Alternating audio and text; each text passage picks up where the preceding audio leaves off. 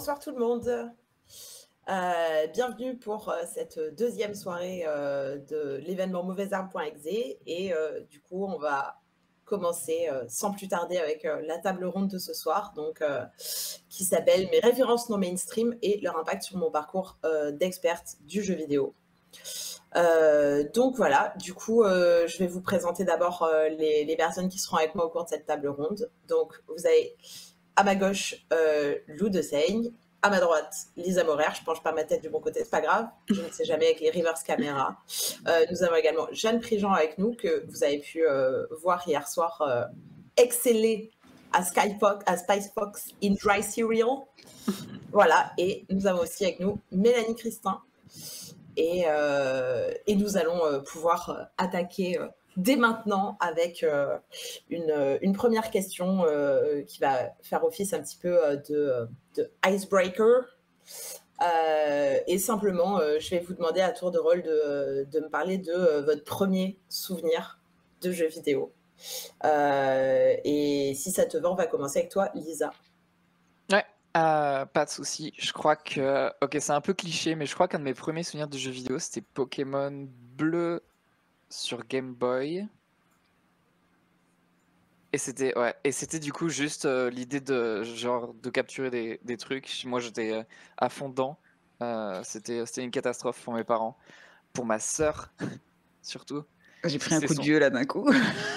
Oui, moi c'était, pour moi c'était un de mes premiers trucs et à la base c'était du coup le jeu de ma sœur et je lui ai un peu volé la console. Elle a fini par un peu arrêter de jouer et moi par contre j'ai continué, j'ai jamais arrêté donc rip.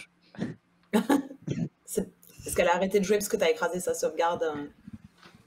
Ils faisaient tout le temps ça, les petits frères. Elle le dira pas, mais je pense que 20 ans plus tard 20 ans plus tard, c'est plutôt 24, 23 ans plus tard, je sais pas. J'ai perdu le compte des années. Oh God. Et toi, Jeanne, du coup, quel est ton premier souvenir de jeu vidéo? Alors moi, j'en ai deux qui sont extrêmement différents, mais c'était à peu près au même moment, je dirais. C'est d'un côté, il y avait ma maman qui m'achetait des jeux éducatifs PC, donc vraiment, c'était le premier truc, c'était voilà, à 5-6 ans sur PC, il fallait ok les jeux, mais les jeux intelligents, quoi. Donc ça marchait bien. Donc moi après, j'adorais tout. Enfin, c'était vachement interactif. Il y en avait un peu de tous les côtés. C'était vraiment sympa. En plus à cet âge-là, t'es à fond là-dessus. Et dans le même temps, il y avait mon père qui me montrait aussi ses jeux à lui, c'est-à-dire Baldur's Gate. À 6 ans, ça faisait peur. Même un ours ou un loup faisait clairement peur. Mais je sais que j'aimais bien regarder aussi. Il me l'avait déjà mis dans les mains. J'avais flippé de ouf. Et sinon, les énigmes aussi de Baldur's Gate, c'est pas trop mal quand t'es un peu jeune comme ça. T'as envie de réfléchir aussi à ça. Donc voilà, ces deux trucs, c'est pas le même mood, mais c'est les deux trucs qui faisaient partie vachement de mes premiers souvenirs de jeu comme ça. Ah, en vrai, Baldur's Gate, du coup, si tu fais les énigmes, est-ce que c'est pas un peu un jeu éducatif qui rend intelligent à sa manière? C'est clair. C'est pas faux. Lou, vas-y si tu veux, Bien sûr. nous dire, toi. Alors moi, j'ai aussi deux souvenirs à peu près au même moment et assez distinctifs. Le premier, c'est un souvenir, mais c'est encore le cas maintenant. Là où j'ai grandi, chez mon père, dans les toilettes, on a une petite boîte avec une Game Boy. Pas une Game Boy Color, hein, une Game Boy noir et blanc, vraiment à l'ancienne, avec Tetris dedans, le même jeu, depuis les années 90.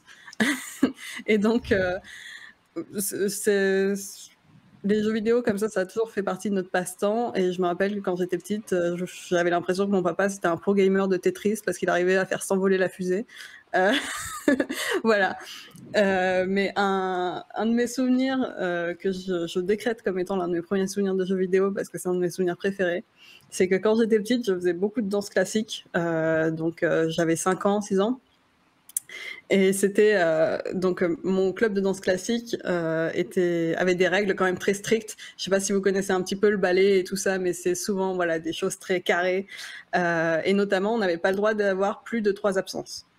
Ça, c'est compréhensible. Les 2 premières, j'avais été malade. Et un jour, donc je me prépare, je me mets en tutu. Et sauf que mon frère, il a sorti notre console. Je suis pas certaine de celle que c'était à l'époque. Et il a joué à un jeu Lucky Luke. donc une franchise et tout. Et j'ai trouvé ça trop cool et je me suis mis derrière lui pour pouvoir jouer et regarder parce que c'est comme ça que je jouais beaucoup à l'époque. Enfin, même maintenant, je regarde beaucoup. On en parlera un petit peu plus lors de la table ronde, je pense. Et ma mère m'a dit, bon bah Lou, c'est l'heure d'aller à la danse. Et j'ai dit non, je reste jouer à Lucky Luke. Et du coup, ma mère très compréhensible et prête à me faire prendre mes responsabilités très tôt, elle m'a dit, si tu ne viens pas, tu ne peux pas retourner à la danse. Alors, j'ai dû peser le pour et le contre pendant 10 minutes. Puis finalement, je suis restée jouer. Et je n'ai plus jamais pris de cours de danse. De danse classique, en tout cas, j'ai été virée du cours. Donc, pendant que moi, j'étais en tutu devant la console en train de jouer, ma mère était en train de me désinscrire. Et voilà, je pense que ça parle bien de mes priorités et que c'est plutôt une bonne introduction. J'aurais aimé avoir cette backstory. C'était étonnamment détaillé, effectivement. Les choix ont été pris très très tôt quand j'étais petite. Et du coup, Mélanie, vas-y. Alors, j'en ai deux aussi. Je sais pas trop dire lequel était vraiment le premier. Alors, quand je dis que j'ai pris un coup de vieux, c'est-à-dire que Pokémon Bleu et Rouge, moi, j'avais déjà 11-12 ans, en fait. Les premiers vraiment que je me souvienne, c'était des espèces de Game & Watch no name sur la licence de Ghostbusters, où vraiment, enfin, c'était une sorte de Game Boy quoi, de ce format-là, où il y avait que quelques petits pictos noirs, voilà, qui se déplaçaient, où on devait attraper des fantômes, ce genre de truc. Donc je pense que ça, c'était vraiment le premier objet vidéoludique auquel j'ai été confronté, mais sinon mon vrai souvenir de vraiment vrai jeu vidéo, c'était Sonic sur la Mega Drive avec mon petit frère, mon père qui nous avait ramené la Mega Drive d'un de ses différents voyages pour qu'on arrête de se foutre sur la gueule et qu'on commence enfin à jouer ensemble. Ça a marché. Ça a marché. Ça marchait très bien. Wow. Et c'était le seul truc voilà, qui arrivait à nous réunir à l'époque. Donc on a 2 ans d'écart avec mon petit frère. Et on a eu la Mega Drive assez tôt, quoi. Je devais avoir 7 ans et lui 5, quelque chose comme ça. Et ça a très bien marché. Sonic était notre premier jeu. Étonnamment, moi, je préférais prendre Tails, c'était lui qui prenait Sonic, même s'il était plus petit. Et on a passé comme ça énormément de niveaux, soit en coach playing, soit on se passait la manette. Et c'est un truc qui nous a vachement rapprochés, mais on en reparlera peut-être après. Ouais, effectivement, c'est un des premiers points que je voulais aborder parce que très très souvent, pour les personnes qui ne sont pas des garçons et qui ne sont pas le public pour lequel était marketé et toujours marketé le jeu vidéo, la plupart du temps, en fait, la première confrontation qu'on a avec le médium, elle se fait par le biais des garçons de la famille, ou en tout cas c'est un pattern assez fréquent. Et pour telle personne, ça va être un tonton qui jouait à Atlantis, pour tel autre, ça va être voilà, un daron qui joue à Baldur's Gate ou un petit frère. Mais c'est vrai que très très souvent, le contexte familial joue beaucoup. Il joue aussi, au-delà des personnes, sur des questions de contexte socio-économique, parce que le jeu vidéo, c'est aussi un budget. Donc, on ne peut pas payer et le jeu vidéo et les cours de danse classique. Il faut choisir. Du coup, j'aurais bien aimé que vous me parliez un petit peu, vous, de quel était votre contexte familial, de comment le jeu vidéo s'inscrivait ou ne s'inscrivait pas dedans. Et voilà, combien de consoles, quelles consoles, fréquence d'achat de jeux, tout ce qui vous paraît pertinent à aborder. N'hésitez pas à y aller. Mélanie, si tu veux continuer. Oui, avec plaisir. C'est vrai que j'ai pas mal de choses à dire. C'est effectivement, ça avait été pris comme objet pour nous rapprocher, mon frère et moi, ou au moins faire qu'on se taise pendant un moment. C'était très efficace. Et donc, ça a commencé comme ça avec la Mega Drive, avec Sonic. Et puis après, on a eu aussi Aladdin, Le Roi Lion, ce genre de truc. On avait eu aussi un espèce de beat'em all Power Rangers qui était un petit peu violent quand même, mais pour l'âge qu'on avait rétrospectivement, c'était pas top, mais voilà, ça nous rapprochait. Et j'ai le souvenir aussi très net de la Mega Drive, ça a été aussi le point de départ à ce que je démonte des trucs, parce que la manette de Mega Drive souvent s'encrassait, le bouton marchait pas bien, etc. Et un jour, mon père a ouvert la manette pour juste nettoyer les contacteurs, et puis ça marchait vachement bien derrière. Et du coup, mais genre toutes les semaines, je lui demandais, vas-y, viens, on démonte la manette, faut la nettoyer si tu veux. Et du coup, ça m'a un petit peu aussi ouvert à bricoler et bidouiller des trucs. Donc, c'était une machine assez incroyable. Et dans cette optique-là, du coup, de jouer avec mon frère, on est resté sur des consoles très très family friendly, donc surtout Nintendo finalement. Notre deuxième console, un peu plus tard, ça a été la Nintendo 64. Donc avec le premier jeu qu'on a eu, c'était Zelda Ocarina of Time. Et là, ça a vraiment bien cimenté notre relation de jeu en fait avec mon frère. On a fait tout ce jeu vraiment jusqu'au bout en coach playing un petit peu, quoi. On se passait vraiment la manette moitié-moitié. Bon, c'est surtout mon frère qui faisait les donjons finalement, mais c'était voilà, on pouvait passer des heures à juste moi à côté de lui, en train de regarder, de le conseiller ou de dire tiens va plutôt par là, et lui aussi on discutait comme ça. On a aussi le premier Smash Bros, ça nous a bien tenu à un moment aussi à s'affronter sur Smash Bros sur la N64. Et on a eu la GameCube aussi à un moment. Et après, c'est là, à partir de ce moment-là, que ça a un petit peu divergé. Moi, j'étais resté du coup sur un peu les consoles family friendly. Donc j'avais commencé à Pokémon sur la Game Boy normale d'ailleurs. J'avais vraiment commencé avec Pokémon Rouge, et mon frère avait Pokémon Bleu. Et mon frère n'est pas allé plus loin que Pokémon Bleu, et moi j'ai continué Pokémon sur les consoles portables. Et là, mon frère, lui, a commencé à jouer à la PS1 et à la PS2. Donc je le regardais toujours jouer à la PS1, à la PS2, au Final Fantasy ou ce genre de trucs-là, mais on avait plus du coup des pratiques de jeu un peu plus chacun de son côté. Bon, on était devenus un petit peu adolescents aussi, donc on n'était plus autant l'un avec l'autre pour jouer, quoi. Mais voilà, ça a bien.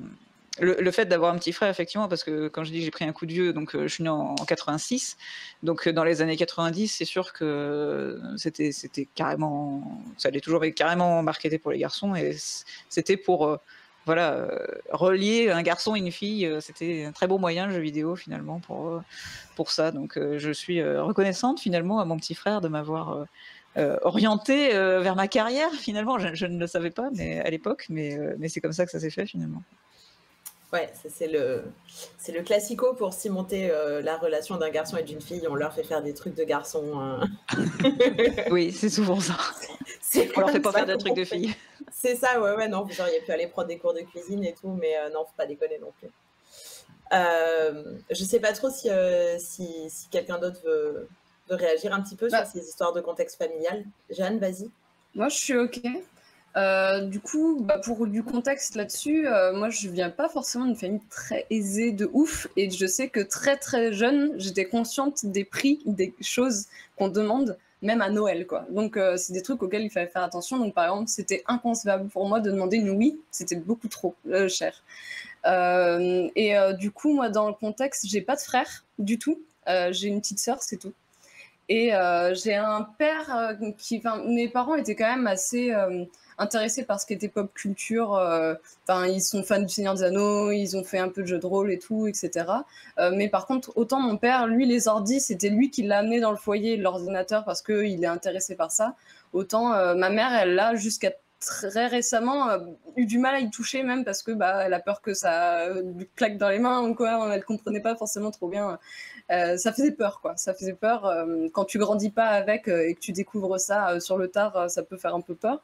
Et du coup, nous, par contre, moi et ma sœur, on a grandi avec des PC. Donc c'est vrai que on avait ce truc-là pour nous, mais on n'avait pas de console à part les Nintendo DS, parce que console portable avec des prix plus abordables, les cousines avaient déjà, donc pourquoi pas les autres derrière aussi.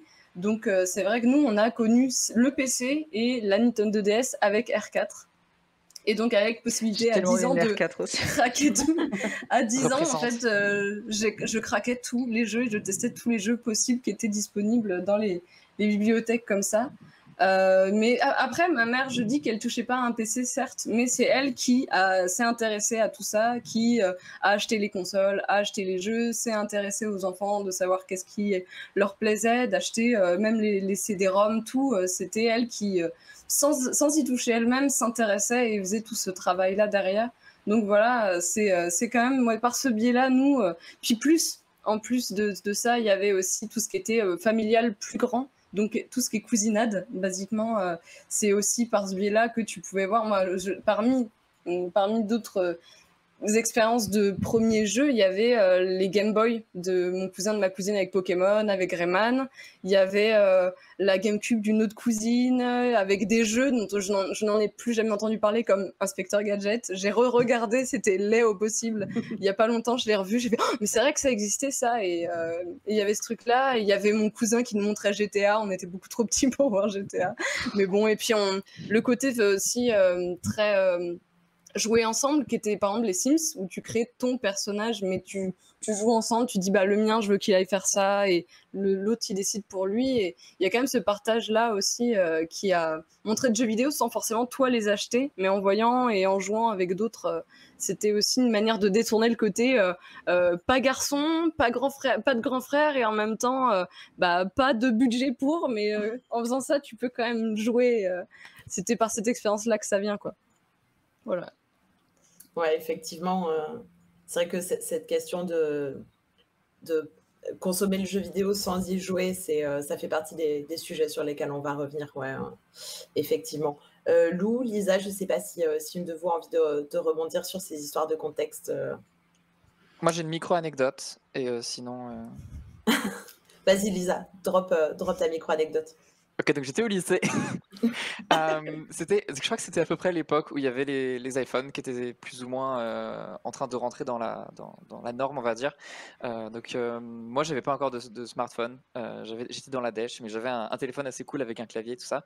Et j'avais pas de jeu dessus. Et je voulais quand même doser mes jeux au lycée. Et pendant du coup 2 ans à peu près, j'ai eu une plateforme trop chelou sur laquelle j'ai dosé un max. C'était mon iPad. Non, pas mon iPad, pardon, mon iPod.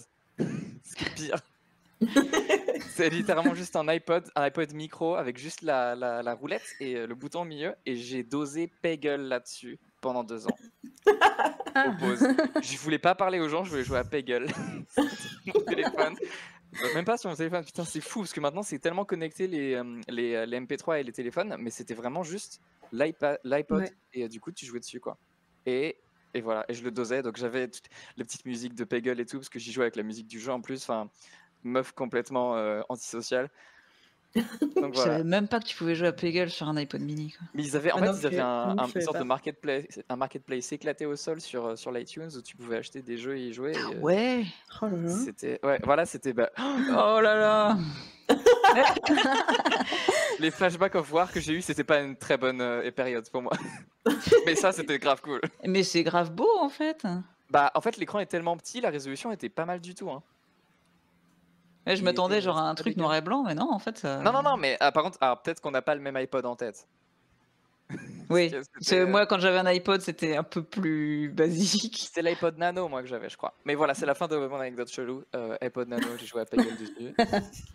Putain, c'est impressionnant. Je suis vraiment trop triste d'avoir eu que les lecteurs MP3 où c'est une grosse clé USB. J'avais des t'as pas de mini-disques. faut passer Ah les ouais. chansons à la main. C'était ça. Du coup, il n'y avait pas Peggle dessus. Je suis Trop désolé. triste. Mais trouver la chanson que tu voulais écouter pendant les 10 minutes que durait la récré, c'était déjà toute une expérience. C'était un Le challenge. Dark Souls de écouter la musique, tu vois. Lou, si tu veux Ouais, bah, rebondir. moi, mon contexte familial est pas très différent de ce dont on a parlé jusque-là. Mais c'est vrai que moi aussi, j'ai eu une famille qui était plutôt très nouvelle technologie, JDR, fantasy, tout ça.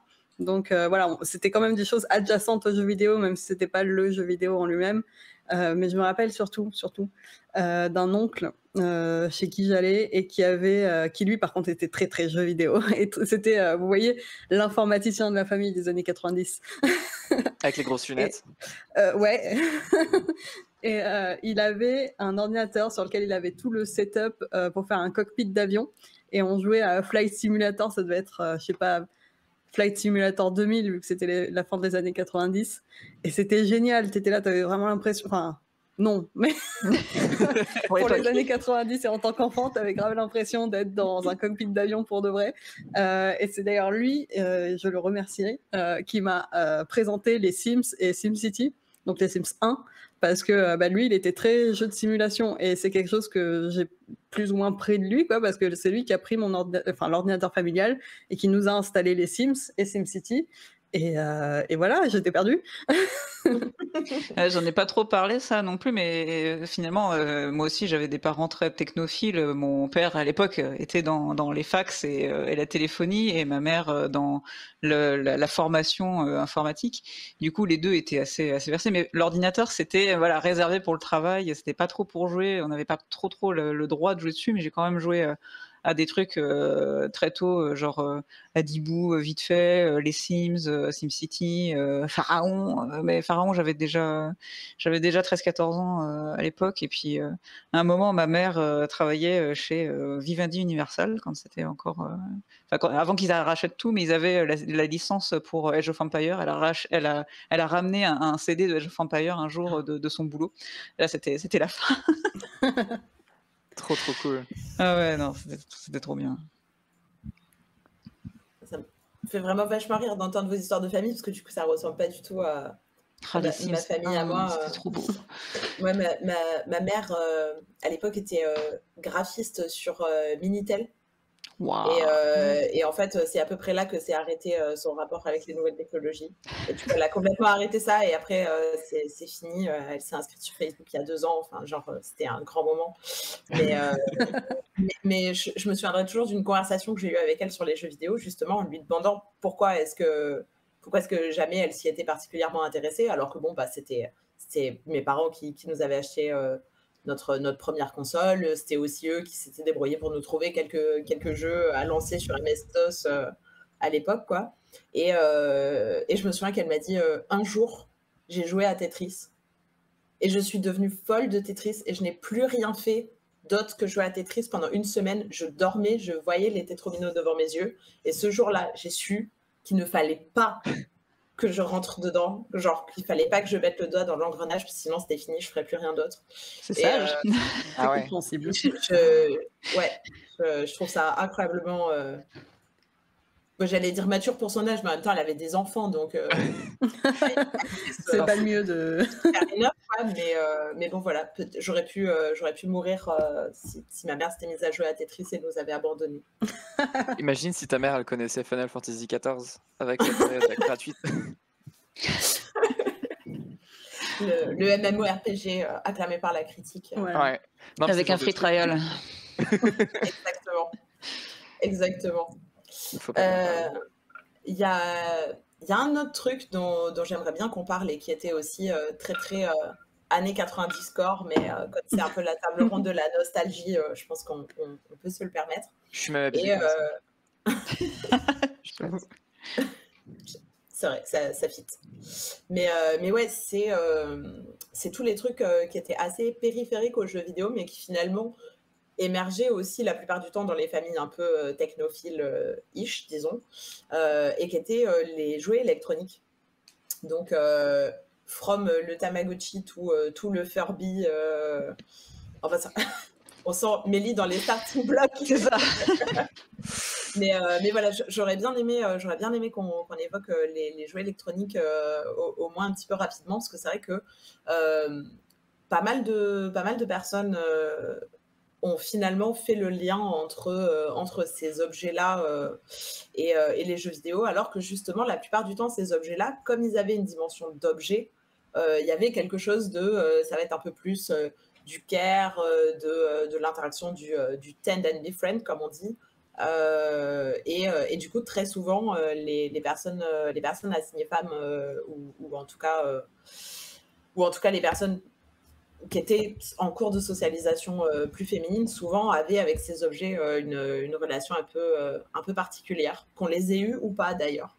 Et du coup, j'aurais bien aimé vous entendre là-dessus. Et je pense qu'on peut donner la parole à Mélanie. Non, mais en vrai, t'as tout dit. C'est ça, c'est terrible en fait, quoi, parce que effectivement, j'ai eu un Tamagotchi et pareil, je m'en souviens très bien. On était partis en vacances avec ma mère. Alors, mes parents venaient de divorcer, donc c'était un peu le trauma quand même. Et ma mère nous avait pris des Tamagotchi, mais à moi et à mon frère, du coup. Et c'était des Tamagotchi dinosaures, je me souviens encore très bien. Il y en avait des centaines à l'époque, quoi. C'était même pas un truc officiel, quoi. Tu vois, c'était un truc no name avec une tête de dinosaure en haut du truc de Tamagotchi. Le truc, c'était en forme d'œuf avec une coquille autour, quoi. Et on était en vacances et ouais, on s'occupait chacun de notre Tamagotchi. Mon frère, il a pas trop accroché à ça finalement. Moi, j'étais vachement plus accro. Et c'était un tel crève-cœur j'ai emmené le truc à 20 jours, tu vois, genre c'était le maximum de ce qu'on pouvait faire sur le truc, quoi. Et le dinosaure, il était super vieux, quoi, genre pour le truc. Mais quand il est mort, mais c'était vraiment le trauma again, quoi. Donc ça m'a pas tenu si longtemps que ça. C'est-à-dire que c'était intense mais court. Oh non.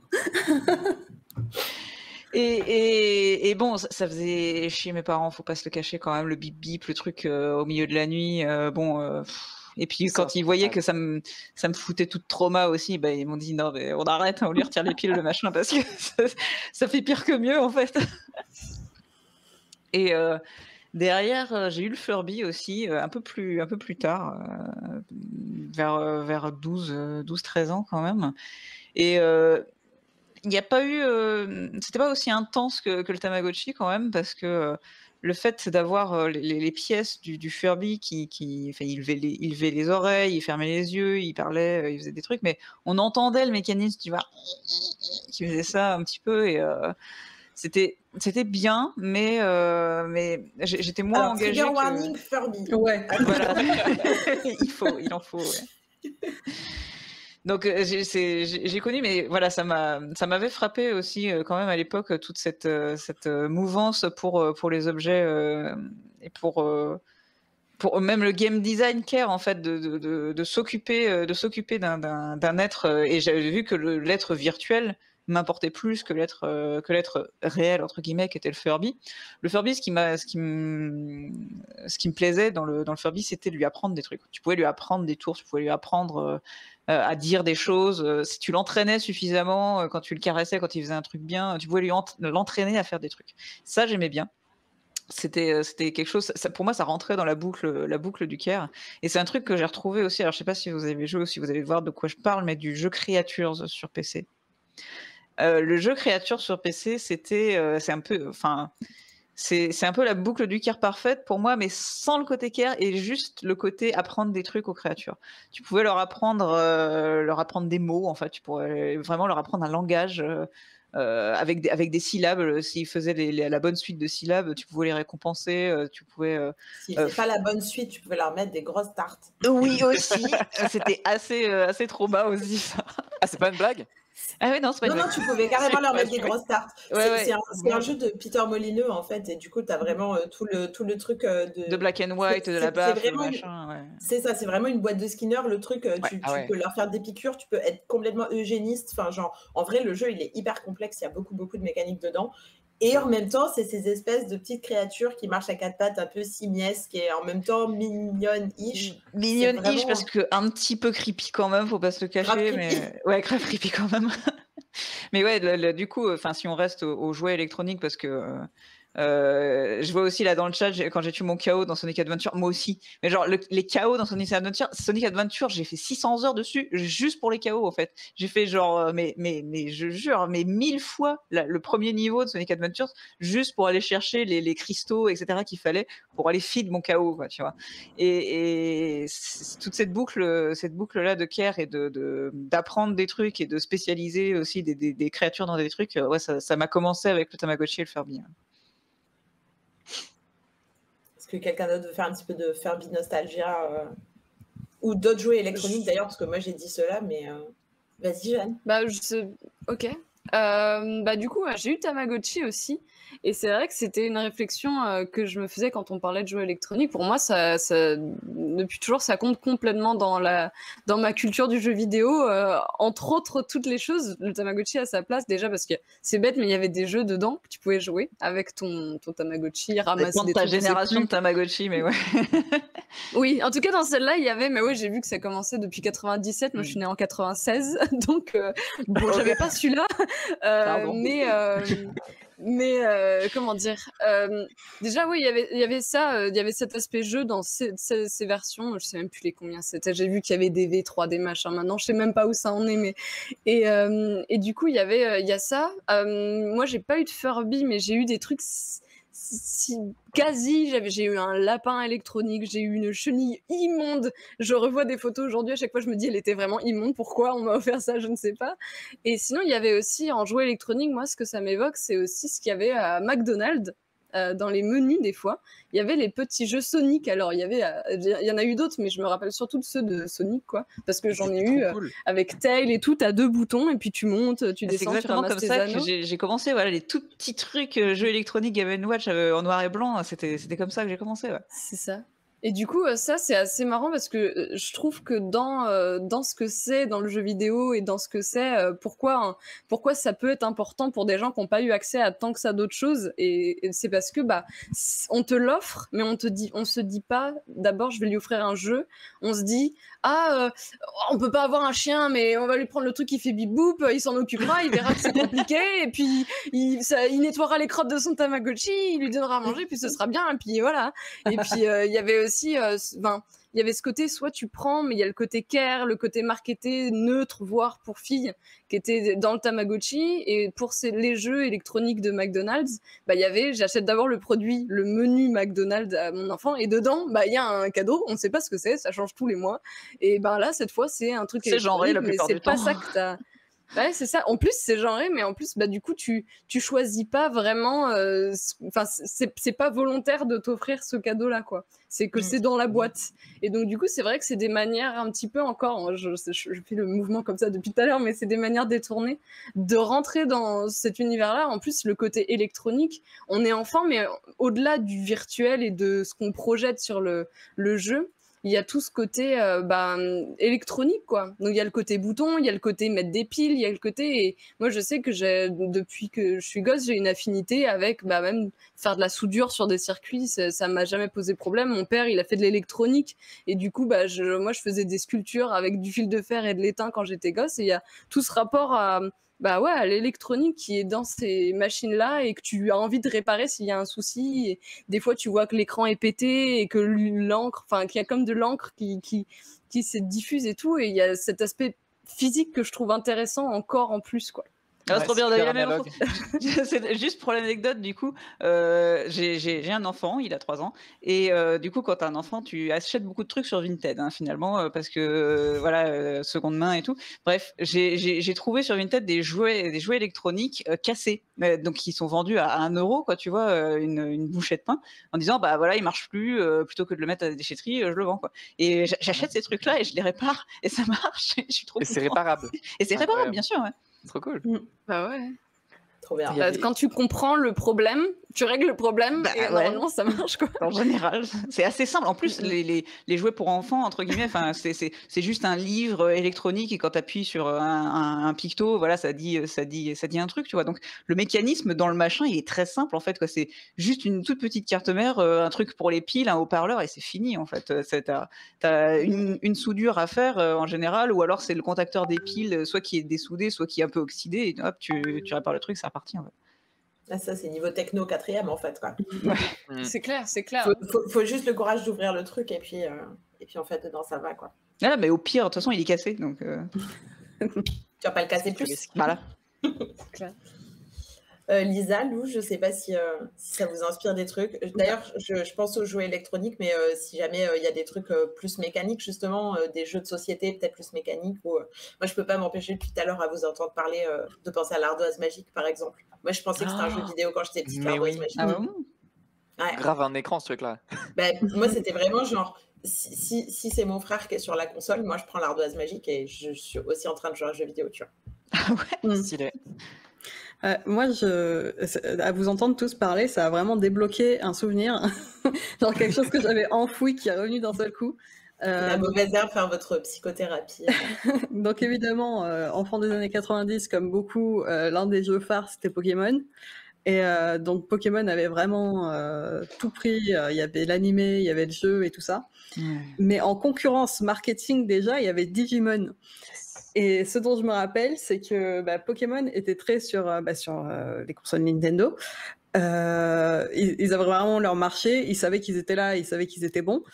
Mais Digimon, justement, jouait là-dessus sur le fait de faire des versions physiques. Alors, je sais plus du tout comment ça s'appelle, parce qu'encore une fois, ce souvenir, il vient de me revenir. Mais il y avait ce petit truc-là qui aide pour les digivolutions. Et ils en avaient fait... Montre, non? Un truc... Les Ouais, Digivice. quelque chose Le aussi. Digivice, ouais, voilà, C'est c'est le ça. Digivice. Et ça faisait une carte. Oui, et ils avaient donc une version physique et tu t'occupais de ton Digimon. Et je trouvais que c'était un bon parti pris marketing. Je sais pas si c'est ça, hein. Moi j'extrapole sur de quand j'avais 6 ans. Mais moi je vois ça comme incroyable. Pokémon avait déjà tout pris sur les Game Boy et tout ça, qui étaient des consoles, voilà. Et du coup, Digimon a pris ce pas d'aller sur le côté physique. Et j'ai l'impression qu'en France, en tout cas, les goodies physiques, entre guillemets, enfin les jeux électroniques physiques Pokémon sont arrivés plus tard. Il y avait 2 ou 3 trucs, bien sûr, il y avait les Pokéballs, il y avait les figurines Pokémon.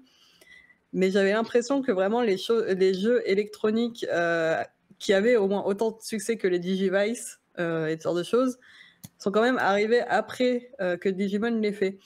Donc j'ai trouvé ça sympa comme alternative marketing, je dirais, et je crois qu'on en avait tous, hein. Et pareil, il se pétait au bout de 3 jours. Pour peu qu'on n'ait pas la patience de le réparer, on en avait tous 10.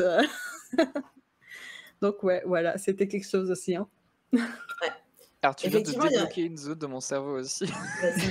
Ah bah voilà, putain, c'est génial. Ouais. Parce qu'en fait, je réfléchissais et du coup, moi j'avais aussi un truc Digimon où il fallait marcher en fait pour avancer dans le jeu. Oui, Et en fait, au bout d'un certain nombre de pas, t'avais une rencontre avec un Digimon ennemi. Et Oui. du coup, il fallait leur lancer des sortes d'attaques et il fallait du coup slide une carte ou whatever. Alors évidemment, la carte qui te donnait par défaut, elle était en carton dégueulasse. Donc au bout de 3 jours, effectivement, elle était toute. Donc je prenais des trucs genre des vieilles cartes bleues de mes parents, ou genre pas des cartes bleues probablement parce qu'ils les avaient coupées, mais un truc similaire. Et je les passais, leurs vieilles cartes digitales ou quoi, et je les passais pour faire des attaques et tout. Et trop bizarre parce que c'était. Enfin, ça servait à rien en fait. T'avais besoin de faire ça pour faire l'attaque. Mais si t'avais pas de carte, t'étais U quoi. Tu pouvais pas gagner. Ouais, totalement. Ouais, je crois que Je c'était suis une complètement version passé à côté de ça, vieille. quoi. Ah, moi, Ah, j'étais pas c'était très, ouf, hein. moi, j'ai vraiment pas trop accroché aux jeux électroniques dans l'ensemble, à part les Tamagotchi évidemment, parce que voilà, et aussi les jeux Sonic de McDo, parce que et c'est là où quand d'ailleurs Jeanne discutait des jouets McDo, je me suis dit, putain, les jeux McDo, c'est les premiers gachas en fait. Oui. C'est pas ce que t'as dedans. Peut-être que t'as celui que t'as pas. Alors je vais dire que quand tu passes de l'autre côté de la barrière, ça fait un chiffre dans ton cerveau aussi, parce que j'ai bossé à McDo pendant 1 an et demi pour mes études, tu vois. Et genre au moment de choisir le cadeau, tu sais, pour mettre dans la pile, t'es là, t'es investi d'une responsabilité, tu sais, genre. Est-ce que je lui donne celui où j'ai pas beaucoup de stock, mais c'est le nouveau, alors où je lui donne celui de la semaine dernière, tu vois, genre il va être trop triste et tout, t'es là, ah non. Putain, c'est ouf. Quel enfer. Ouais.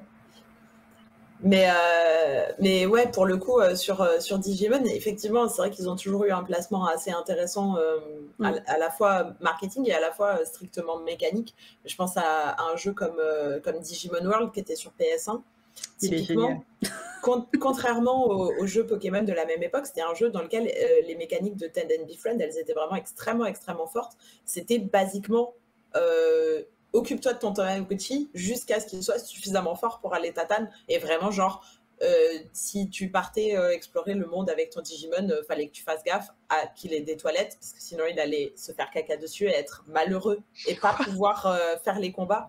Et en fait, tu avais du coup des mécaniques, entre guillemets, qui sont aujourd'hui vachement codées comme des mécaniques féminines, qui existaient en fait dans vraiment le flagship game de Digimon sur PS1, quoi. Mais tout à fait. Moi, je suis ultra fan de Digimon et ce jeu, je sais que je l'ai encore. J'ai encore une vieille PS2 et il m'arrive dans des moments de rallumer ma PS2 et de jouer à ce jeu. Genre, c'est vraiment un jeu de confort pour moi. Et ouais, il y a ce côté gestion où tu dois pousser des traits d'attaque ou de défense ou ce genre de choses de ton Digimon, lui donner à manger, comme tu dis, trouver des toilettes parce que son comportement va influer sa digivolution, pas son évolution. Incroyable. Et il est incroyable ce jeu, vraiment. Je suis complètement passé à côté, c'est fou. Pour le coup, c'est vraiment l'enfant caché d'un Sims et d'un Oui. Et d'un Pokémon, ouais. et d'un créature, quoi. Non, vraiment d'un créature, parce que ton but, c'est il faut que tu les tu leur apprennes des trucs vraiment, quoi. Attends, il faut que je me le note pour ma ref parce que. Je suis super investi dans les images qu'on voit du jeu là. J'espère qu'Agumon il va pas mourir. STP. Ah non, mais Je il est note- incroyable. Hein. Franchement, si Je vous note connaissez jeu pas, Digimon où il faut trouver des toilettes pour faire caca, tu vois. Digimon Ouais. World. Digimon World Il n'y a sur pas eu de PS1. suite à ça d'ailleurs? Ah, Si, mais probablement, mais Ah. Si, mais il me semble que c'était pas le même système de jeu. ouais, En tout cas, je crois j'ai qu'ils ont moins jamais aimé. repris le concept, ouais. Et puis là, maintenant, les derniers Digimon, ils sont devenus super edgy. Genre, ils Ouais. essayent de faire semblant, c'est pas Digimon, c'est Megaten, tu vois, donc c'est un peu... Mais je dévie un Arrête, petit peu, moi, tu vois, mais j'adore ça, ce genre de mécanique, toi, genre tu dois trouver des toilettes, tu dois t'en occuper, machin. Est-ce que c'était plus acceptable à l'époque? Est-ce qu'aujourd'hui ça le serait moins, tu vois? Est-ce que ça viendrait en fait une espèce de barrière, de friction au vrai gameplay, ou est-ce que tu vois, est-ce que les mentalités ont changé? À l'époque, les Tamagotchi étaient super populaires. Aujourd'hui, les Tamagotchi, t'en as pas envie, ça te fait chier, ça t'envoie des bip bip tout le temps, machin. Est-ce que les mentalités auraient pas changé là-dessus? Est-ce que si on faisait un Digimon World PS1, mais sur la PS5 Ultra, machin, avec ces mécaniques chiantes entre guillemets, quoi. Voilà, il faut que tu trouves des toilettes pour ton Digimon. Est-ce que ce serait aussi populaire qu'à l'époque, tu crois? Jeanne, elle a un truc à dire. J'ai vu son micro rentrer dans la caméra. Bah, moi, ce que ça me pose comme question, c'est est-ce que c'est pas nous qui avons grandi et qu'un enfant aujourd'hui serait quand même très content d'avoir ces trucs que nous aujourd'hui, un Tamagotchi nous saoulerait de ouf, mais est-ce qu'un enfant qui a le même âge qu'on avait quand on les a eus serait quand même pas ravi? J'ai l'impression que c'est quand même des mécaniques qui sont utilisées même dans les Pokémon récents, par exemple, de faire ton camp et de faire le curry pour tout le monde et puis de jouer, alors que ça sert, c'est pas très très motivant, mais bon, apparemment ça donne de l'expérience un peu plus, alors pourquoi pas tenter, je sais pas. Et des Ouais, mais tu trucs vois, comme t'as ça, une j'ai l'impression que c'est quand carotte même dedans. derrière. Il y a quand même quelque chose de reward. Est-ce que, enfin, ça me semble pas aussi contraignant que les mécaniques que vous me décrivez là dans Digimon World, tu vois. Je comprends, mais par exemple dans Digimon World, comme je dis, ça fait pas. Ça amène à quelque chose. Si tu t'en occupes bien, il va digivolver en tel Digimon.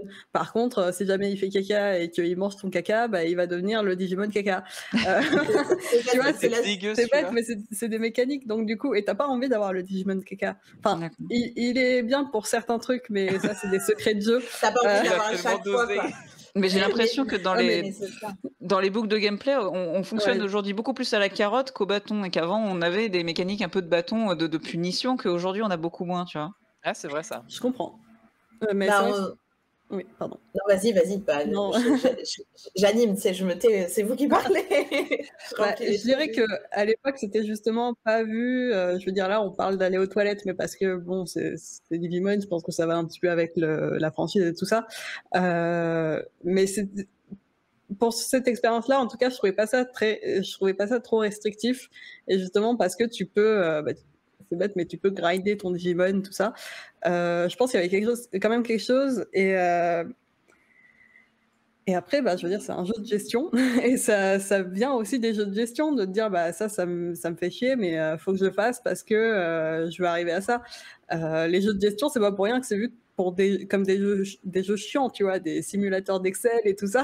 Parce que même les jeux de gestion, tu vois, ça, à mon avis, c'est toujours dans la reward. C'est toujours si tu fais ça, tu vas avoir ça. C'est pas voilà, si tu fais pas ça absolument, tu vas te manger un truc négatif, quoi. Je sais pas comment expliquer, mais non, c'est possible. Après, au-delà de pardon. Non, vas-y. Au-delà de reward, de bâtons et de carottes, etc., moi je me demande aussi si c'est pas à l'époque, quand on était plus jeunes tous, il y avait moins de jeux sur le marché de manière générale et moins d'accès facile. Et du coup, quand t'avais un jeu, t'avais un jeu et tu devais le finir, quoi. Et des fois ils étaient très durs les jeux et on s'en accommodait plus ou moins, mais généralement oui, parce que on avait que ça et donc du coup il fallait le recommencer et continuer. Le point and click où on sait pas où il faut cliquer, on va continuer de regarder, de chercher et demander de l'aide ou des trucs comme ça, alors qu'aujourd'hui on est en mode ok, je suis ultra frustrée, je vais acheter un autre jeu.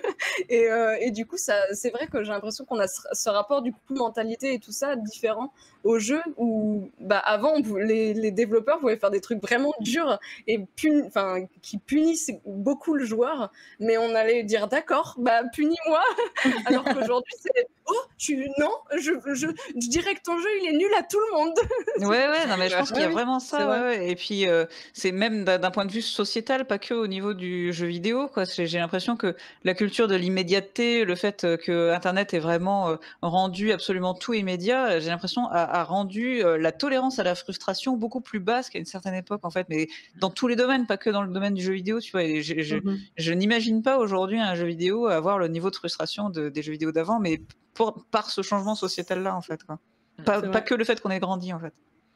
Non, je suis d'accord. Et puis Jeanne Désolée, parlait de je la digresse question. totalement. Jeanne parlait aussi de la question économique et ça se rejoint aussi. Il y avait un manque d'offres, mais en plus, quand tu avais un jeu, tu avais mis, je sais pas, je vais dire 60 €, mais non, plus, plus dedans parfois, et la console qui va avec, donc forcément. Ça rend indulgent, on va dire. Ouais, Ouais, et ça rend tes parents intransigeants aussi. oui. Tu sais Mais, que si jamais tu le laisses, ils t'en rachètent pas. c'est ça. Mais en vrai, tu vois, Mélanie, tu dis tu digresses, mais en fait, tu as droppé sur la table le mot que je voulais dropper. C'est-à-dire, c'était aussi l'époque du début des jeux sur Internet et du début d'Internet de façon générale. Et j'aurais bien voulu qu'on parle un tout petit peu de ça, c'est-à-dire des jeux sur Internet. Et je pense très fort à Neopets. Je pense très fort au forum RPG que moi j'ai poncé dans tous les sens. Je jouais énormément à ça parce que du coup c'était exactement comme un jeu, sauf qu'en plus il fallait écrire. Et en plus de ça, c'était gratuit. Et du coup, très clairement, je pense que ça fait partie des trucs que j'ai le plus fait dans mon enfance et mon adolescence. C'était les forums RPG, j'ai beaucoup fait ça. Et du coup, j'aurais bien aimé vous entendre un petit peu sur les débuts d'Internet et qu'est-ce que du coup ça a changé, et notamment est-ce que ça a joué dans la détermination de vos futures carrières. J'ai l'impression de prendre tout le temps la parole, désolée. Je peux pas. Moi, je peux faire un truc vite fait parce que j'ai pas grand chose à dire à ce niveau-là, parce que j'ai pas trop dosé Neopets et j'ai pas non plus fait de forum RPG parce que écrire. Non, mais c'est trop chiant. c'est deux exemples que j'ai donnés, mais si tu as joué à autre chose, ça me va aussi. Donc, Mais je flash les. J'ai fait. Alors, faut savoir qu'à cette époque-là, donc chez moi, dans mon appart, on avait un vieil ordi sur Windows 98, je crois, jusqu'à tard. Quand je dis tard, c'est-à-dire dans les années 2000, bien entamé. Et du coup, moi, un truc que je kiffais, parce que j'étais absolument obsédé par l'idée de jouer en ligne avec d'autres gens, en fait. Je trouvais que le concept était genre, j'étais genre, rien que d'y penser, je me suis dit, oh là là, mais faut trop que j'y joue, faut que je joue avec des gens que je connais pas, c'est trop cool, trop passionnant. Donc j'ai commencé à voir un petit peu des sites où on pouvait jouer comme ça. Bon, évidemment, il y avait des sites style Absolu Flash, des trucs comme ça. Mais en jeu en ligne auquel j'ai joué, surtout, c'était Chapatiz. I know. Et RoboStrike. RoboStrike, c'est encore plus la niche de la niche. Il y avait genre 50 personnes par jour qui étaient sur le serveur, un truc comme ça. Et c'était un jeu où fallait en fait planifier tes mouvements sur une grille avec des tanks en vue du dessus. Et en gros, tu avais 6 mouvements à mettre. Et ensuite, après, tous les mouvements se résolvaient les uns après les autres. Donc, toi, tes 6 mouvements, ils se faisaient. Puis les gens avec leurs autres tanks, ils faisaient leur truc en même temps, en parallèle, quoi. Et la résolution, c'était trop marrant parce qu'en général, tu n'avais jamais bien calculé correctement ce que l'ennemi allait faire parce qu'il y avait beaucoup de mind game. Et donc, en général, tu fonçais dans le vide en voulant les pousser. Tu tirais dans le vide. Et eux, pendant ce temps, ils faisaient des trucs trop stylés avec leurs boucliers et tout. Donc, RoboStrike, c'était ma passion. Je crois que c'est toujours possible d'y jouer, je suis pas sûr, mais je crois que le site est toujours live. Je crois que la dernière fois que j'avais checké, ils étaient en train d'essayer de migrer hors de Flash parce que Flash est dead. Donc voilà. Ouais. Je connais la souffrance. Petit ange. Ouais, bah oui, j'imagine toi surtout. Un peu, ouais. Donc voilà, mais Chapatiz aussi, gros bail. Oh Du coup, non, mais Chapatiz, quoi. Chapatiz. Ouais. Oh là là, j'ai énormément de joueurs de Chapatiz qui sont venus sur Transform Ice, en fait. Incroyable. Mais j'ai probablement dû entendre parler de ton jeu en vrai, pareil. Sur Chapatiz. Bah peut-être bien, j'étais vraiment à fond. Chapatiz et Abo, c'était genre nos deux sources, tu vois, qui venaient sur Transform Ice, quoi. Ah là là, mais Abo, par contre, je suis un peu passé à côté, mais il y avait des pubs à la télé et ça me fusillait. Je me suis dit, ah ouais, on est dans le futur vrai. maintenant. Incroyable, on peut parler à des gens en ligne et tout, et c'est sur la télé. Je peux parler de Neopets. Je peux pas dire non à ce cri du cœur. Non, bah oui, Neopets, ça a été une grosse passion. Surtout, le fait de pouvoir changer la page web de je sais plus, de ta tribu, de ta guilde, je sais plus à l'époque ce que c'était. C'était en HTML, c'était le plus petit, enfin, je sais plus, c'était le HTML 1.0, un truc dégueulasse. C'est là que j'ai trouvé que quand tu modifiais un truc dans le HTML, hop, tu pouvais changer la couleur des machins, en fait. C'est là que j'ai découvert le HTML, en fait, Neopets. Et du coup, je changeais ma page, je changeais les couleurs, je rajoutais des images et tout. Et je me suis dit, mais c'est trop bien, en fait, c'est magique, je peux faire des sites comme ça. Et après avoir joué à Neopets, avoir bien dosé Neopets, je me suis dit, je vais faire mon Neopets, mais moi-même, je vais faire mon site et ça va être dans l'univers d'Harry Potter. Et genre, j'ai pris, alors tenez-vous bien, j'ai pris FrontPage, Microsoft FrontPage, j'avais 12 ans, on avait AOL, on avait 50 heures par mois, je les ai cramés en moins d'une semaine, à vouloir faire un site web sur FrontPage, mais je connaissais pas les bases de données, tout ça, non, rien du tout, j'ai tout fait en HTML, tu vois, avec FrontPage et Dreamweaver à l'époque, incroyable. Et j'avais fait c'était dégueulasse, j'ai pris des photos de hibou. Et j'avais fait, voilà, il y a les 4 maisons d'Harry Potter, et puis il y a une volière, et puis vous pouvez vous occuper de votre hibou, vous pouvez le nourrir, vous pouvez le brosser, vous pouvez le soigner, etc. Mais du coup, les gens m'envoyaient des mails, et c'était moi qui changeais le truc à la main, tu vois, dans le HTML. Ah, genre, là, j'ai nourri mon hibou, fait qu'il soit content. Exactement, exactement. Et je changeais la jauge moi-même, et je changeais la petite icône à côté du hibou moi-même, et je connaissais pas les bases de données. Tu vois. Incroyable. C'était merveilleux. C'est super analogue pour un site web, en fait. C'est ça. C'est grave analogue, ouais. C'était FrontPage et je sais plus, c'était hébergé sur un truc free. Enfin non, on était chez AOL, donc je sais pas sur quoi j'hébergeais ça, mais j'avais un FTP pour mettre mes pages HTML et j'ai cramé notre forfait AOL comme ça. Ma mère m'avait tué. Et pareil, les forums RPG, c'est ce qui m'a appris l'anglais parce que j'avais 16 ans. Et je voulais absolument faire du RP Pokémon sur les Yahoo Groups. Et j'ai fait énormément de RP Pokémon, mais genre pendant 5 ans facilement, sur des Yahoo Groups. C'était des Américains quoi, qui s'étaient fait un Yahoo Groups avec vraiment des histoires de Pokémon qui vivaient dans la vie sauvage. Et il se passait des trucs, il y avait des combats, il y avait des familles, il y avait des castes, il y avait des rois, il y avait des princes. Wow. Il y avait Et c'était merveilleux, ça m'a ouvert à l'internet à l'époque. Enfin voilà, l'internet des Yahoo Groups quand j'avais 16 ans, je sais plus quelle année c'était quoi, mais c'était le début des années 2000 quoi. Mais ça m'a vachement, c'est ça qui m'a appris l'anglais quoi, tout le vocabulaire, les temps, voilà, toutes les descriptions. Attaques des Pokémon. Les attaques. Du coup, j'avais appris le nom des Pokémon en anglais aussi parce que je les connaissais qu'en français. Mais sur les jeux Pokémon, j'avais même essayé d'apprendre le japonais parce que je voulais jouer aux jeux Pokémon en japonais avant qu'ils sortent en France. Enfin, voilà. Donc voilà, effectivement, Neopets et les forums de RPG, ça a été ultra formateur pour mon futur finalement de game dev.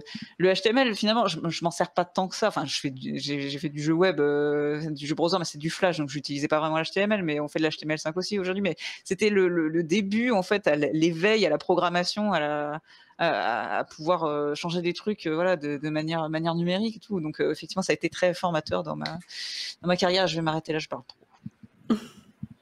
C'était ouf. Ouais, Désolée. Franchement, incroyable anecdote. Quelle aventure. Lou, je sais pas si tu veux ajouter quelque Ouais, chose. de toute façon, j'ai que des petites anecdotes pour tout. Hein. C'est pas grave, c'est la conf nostalgie, on a le droit. Du coup, ouais, moi, je dirais pas que ce sont des choses qui m'ont trop aidé pour mon parcours professionnel, parce que je suis pas dans la technique et tout ça. Mais par contre, oui, comme on disait, il y avait plein de restrictions, entre guillemets, sur le fait de jouer à des jeux, que ce soit économiquement ou par rapport aux offres et tout ça. Et là où il n'y a pas de restrictions, c'est sur Internet. Du coup, les jeux en flash et tout ça, je me rappelle, on se retrouvait entre copines pour jouer à ça. J'ai un truc qui me vient en tête de base, hein, c'est le site Mabimbo. Je sais pas, bon, tu sais, c'est vraiment des trucs. J'en avais un petit peu rien à fiche, mais c'était rigolo. Alors, du coup, à chaque fois, je faisais un compte, je montais jusqu'à tel niveau, j'oubliais ce compte. J'en refaisais un, oui. Je remontais. Et donc voilà, j'ai jamais été trop Néopets et tout ça parce que c'est vrai que même si mes parents ont toujours été assez ouverts à tout ça, il y a un truc sur lequel ils m'ont mis un red flag direct, c'est attention à la confidentialité sur Internet et tout ça, garde tes infos pour toi. Donc en fait, très petite, j'avais très peur de jouer en ligne et tout ça. parce que je sais pas, j'avais peur des méchantes personnes sur internet. Voilà, sans trop savoir ce que c'était au final, mais voilà, ils m'ont mis très vite cette idée de la menace, donc j'en faisais pas trop. Mais par contre, par exemple, les forums RP, oh là là, je crois que j'ai dû découvrir ça. Alors, pour la petite anecdote, c'est peut-être pas quelque chose que je vais assumer, mais cette année, ça fait 14 ans que je suis avec mon petit ami et on s'est rencontrés sur un forum RPG. Voilà. Incroyable. Donc, J'ai rencontré mon premier copain sur un forum RPG. Ouais, voilà. Et J'ai du rencontré mon coup, copain sur Dofus. on avait 14 ans. Minute confidence. On avait 14 ans, c'était mon premier forum RPG, je crois, ou le deuxième, le troisième, bref, je commençais. Et moi, j'ai toujours... ce que j'ai beaucoup aimé dans le jeu vidéo, c'était qu'il était très vecteur d'histoire. Et c'était une nouvelle façon, en fait, de voir des histoires et de se les raconter. Et moi, j'ai toujours été très histoire. Donc forcément, les forums RPG, voilà, j'écris beaucoup. J'écrivais quand j'étais petite, j'ai écrit mon premier livre quand j'avais 5 ans. Wow. Voilà, donc forcément, quand j'ai trouvé un biais qui rassemblait la pop culture, parce que on va pas se le cacher, les forums RPG c'était beaucoup les jeux vidéo, les séries, les animés, donc qui rassemblait la pop culture et l'écriture, banco. donc c'est vrai que ça a été une grosse partie de ma vie sur internet, le fait de, comment dire, pas jouer à un jeu comme on se l'entend sur une console ou sur un CD-ROM à l'époque, mais juste d'aller sur internet pour trouver un petit endroit ludique pour jouer, que ce soit sur les jeux en flash, les jeux type Babybo ou les forums RPG. Je l'ai beaucoup fait. Jeanne, peut-être si tu veux rebondir. Je suis complètement d'accord avec ce que dit Lou. Moi, je sais que je suis passée par... Alors, Néopète, je suis pas passée, ça n'est pas venu comme ça, mais moi, j'ai eu tous les élevages virtuels, style Poney Valley, Wolf Time, il y avait des trucs incroyables. J'ai joué à Transformis un certain nombre de fois. On dit Transformis, mais c'est plus Transformis. Oui, ou Mice. Mais en tout cas, moi, à l'époque, je ne savais pas bien parler l'anglais du tout.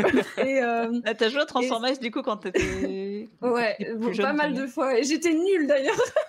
Tout le monde a quand on commence. C'était assez incroyable et je sais, mais je me rappelle de trucs comme les piou-pious, si quelqu'un se rappelle de ça, les petits poussins roses un peu lemmings quoi. Enfin bon, t'as joué à Chromini. Alors, je vois, mais j'y ai pas joué non plus. Pas les trucs bien dont j'ai entendu parler plein de fois, au final, alors que personne ne me parle de Wolf Time, jamais. mais c'est vrai qu'entre ces élevages virtuels-là et tout, il y avait aussi tous les jeux, jeux.com, jeux.fr, nanana et tout, je sais plus, ils avaient tous des noms assez terribles. Et ben, c'est vrai que je trouve que c'était vraiment trop cool d'avoir accès à des vrais jeux qui étaient faits de A à Z gratuitement comme ça, tout le temps, partout. Et ça avait pas cette tête-là. Moi, quand j'ai joué, c'était pas les mêmes poneys. Quand il y a eu le changement de poney, ça m'a brisé le cœur parce qu'ils étaient tout maigres d'un coup. Alors que je préférais les anciens poneys, je le dis. Voilà, c'était mon coup de gueule. Mais bref, en tout cas, l'accès à des jeux gratuits, je trouve que c'était trop bien parce qu'il y avait vraiment plusieurs types de gameplay aussi qu'on pouvait découvrir gratos comme ça, que ça soit de l'arcade, platformer, point and click. Il y avait vraiment plein de choses et tout. Et enfin, c'était un truc qu'on pouvait s'envoyer, se dire ah tiens, j'ai tel site de jeu, il y a des trucs. Oh, j'ai testé celui-là. Je trouvais ça trop bien. Et c'est vrai que quand Petit Flash est parti, ça a fait un truc. Je me disais, mais tous ces jeux, je pourrais plus jamais, peut-être que je pourrais même plus les voir en vidéo, personne n'aura fait de let's play, c'est ouf. Et du coup, voilà, j'y pense beaucoup, j'y pense souvent. Ça nous a fait très très mal, je digresse encore, mais la perte de Flash qui a eu lieu début janvier, 12 janvier exactement. Avant, on avait Transformice sur navigateur et c'est là qu'on faisait la majeure partie de notre acquisition. C'est là qu'on, tout le monde se partageait un lien. Vas-y, viens jouer à Transformice avec moi, etc. Depuis janvier, du coup, on a perdu 40% des joueurs de Transformice juste parce qu'on a perdu le browser. Tu vois. Ah ouais. Ça fait mal. Ça fait mal. Ouais. Ouais, j'imagine que migrer en plus tous les trucs en HTML, c'était pas. Non, c'était pas viable. jouable. Enfin, il y avait plein de contraintes techniques qui fait qu'on n'aurait pas pu avoir le même moteur physique à peu près. Enfin, si on changeait de toute façon un 0,1 dans le moteur physique, les joueurs ils nous pèteraient une durite. Donc, il fallait absolument qu'on garde le Transformice Vanilla tel qu'il était et qu'on le préserve d'une manière ou d'une autre. Donc, on a choisi de le mettre sur Steam déjà en 2015 encapsulé dans Adobe Air. Donc, c'est l'expérience Transformice parce que nos joueurs sont très attachés à la nostalgie. Donc, c'est l'expérience Transformice qu'ils ont connue quand ils avaient 11-12 ans, quoi. Et ça, on a préféré la garder plutôt que d'essayer de faire un portage qui soit pas exactement fidèle à la version originale. Mais ouais, le fait d'avoir perdu le navigateur, pourtant, on avait vraiment prévenu très en avance. On avait incité nos joueurs à passer soit sur la version Steam, soit sur la version installable. Mais donc, sur le coup, on avait perdu pas trop de joueurs, on avait perdu 5-6%, voire 10% dans certaines communautés de joueurs au moment vraiment de la mort de Flash.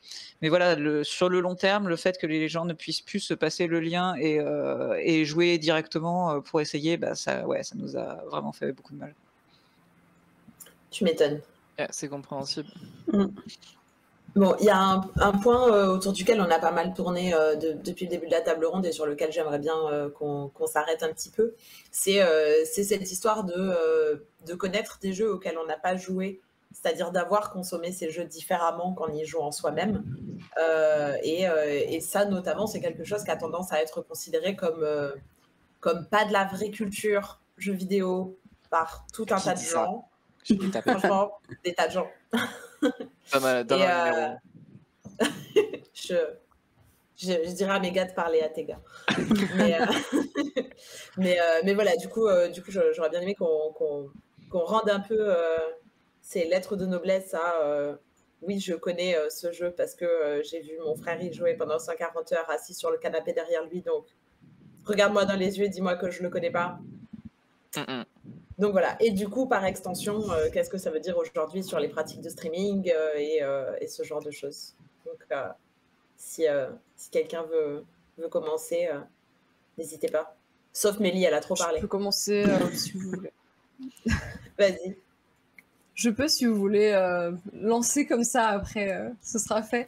Moi, je sais que justement, par rapport à ce sujet, c'est quelque chose qui me tient énormément à cœur, parce que moi, j'ai fait mes études à l'Engmin, comme de gens qui sont passés par ce stream ces derniers jours. En fait, moi, je sais que au début, j'avais du mal à le dire, et plus ça va, et plus ça va bien.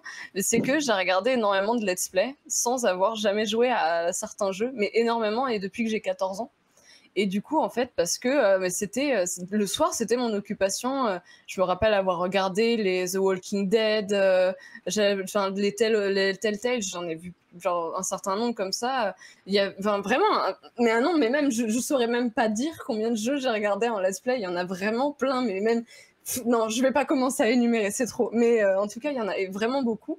Et en fait, c'est des jeux où aujourd'hui, on me dit, mais tu vois ce jeu-là? Et je vais dire, ouais, je sais exactement ce qui se passe de A à Z. Je connais les mécaniques, je sais comment on joue, je sais comment on perd, je sais tout.